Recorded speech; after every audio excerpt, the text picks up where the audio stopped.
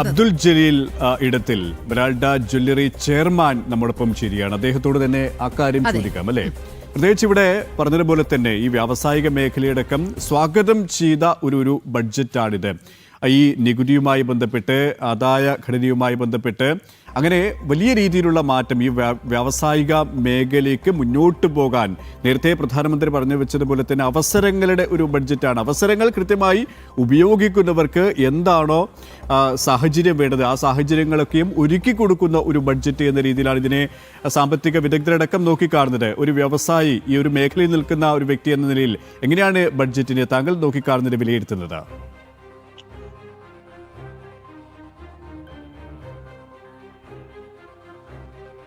ഈ വർഷത്തെ ബജറ്റിനെ പറ്റി പറയുകയാണെങ്കിൽ രാഷ്ട്രീയ പ്രഖ്യാപനങ്ങളില്ലാത്ത ഒരു ബജറ്റായിട്ടാണ് ഞാൻ ഈ ബജറ്റിനെ വിലയിരുത്തുന്നത്.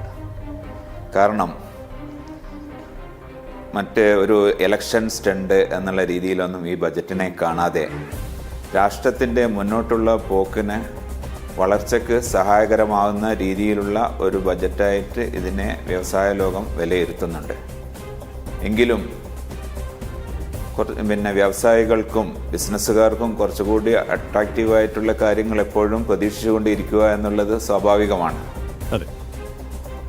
ഒന്നുകൂടി വ്യക്തമായി പറയുകയാണെങ്കിൽ നമുക്കറിയാം, ഈ അടുത്ത കാലത്ത് ജ്വല്ലറി ഫീൽഡിൽ ഗോൾഡിന് അഭൂതപൂർവമായ വിലക്കയറ്റമുണ്ടായ ഒരു സന്ദർഭമാണ്. അങ്ങനെ വരുന്ന സമയത്ത് GSTയിൽ ഒരു കുറവ് പ്രതീക്ഷിക്കുക എന്നുള്ളത് സ്വാഭാവികമായിട്ടും ഉള്ളതാണ്. ആവശ്യക്കാരന് ഔചിത്യമില്ലല്ലോ.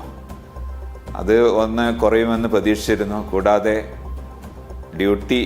ഇമ്പോർട്ടഡ് ഡ്യൂട്ടിയിലും ഒരു കുറവ് പ്രതീക്ഷിച്ചിരുന്നു.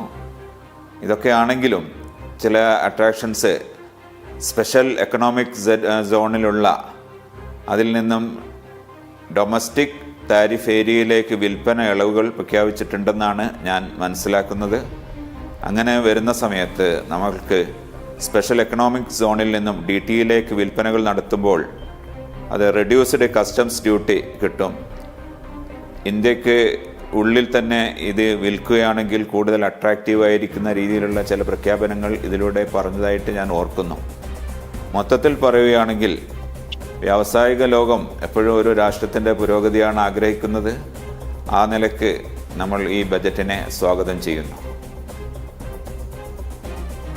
നിലവിൽ 6% സ്വർണത്തിന്റെ ഇറക്കുമതി തീരുവ. ഇത് കുറയ്ക്കണമെന്നുള്ള ഒരു ആവശ്യം ജ്വല്ലറി മേഖലയിൽ നിന്നും ഉണ്ടായിരുന്നു. അത് എങ്ങനെയാണ് ഈ ബജറ്റിൽ പ്രതിഫലിച്ചിരിക്കുന്നത്? അങ്ങേക്ക് അതേക്കുറിച്ചുള്ള വിവരങ്ങൾ ലഭ്യമാണോ? അതെ,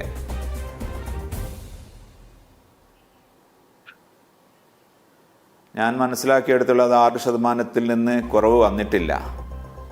കാരണം ഗോൾഡിന് കഴിഞ്ഞ ബജറ്റ് അവതരിപ്പിക്കുന്നതും ഈ വർഷത്തെ ബജറ്റ് അവതരിപ്പിക്കുന്നതുമായിട്ട് 100% വില വർദ്ധിച്ചതായിട്ടാണ് മനസ്സിലാക്കുന്നത്.